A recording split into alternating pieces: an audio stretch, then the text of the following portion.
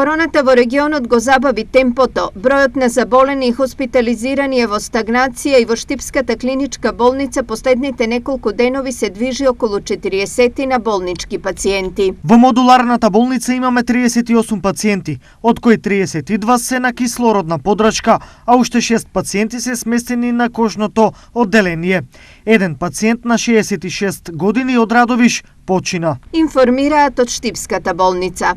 Состојбата во Кочани е драстично подобра и таму бројот на лежачки пациенти е едноцифрен. Помали пациенти немаме, сите се над 60 години. Имаме 9 пациенти позитивни со симптоми, 20 со симптоми на оксигенска подрачка. Во Делчево состојбата е исто така стабилна, тврдат тамошните здравствени работници. Можам да кажам дека релативно е добра. Четвртиот бран доста добро го поминавме, иако загубивме 20 наши сограѓани. Пациенти имаме позитивни.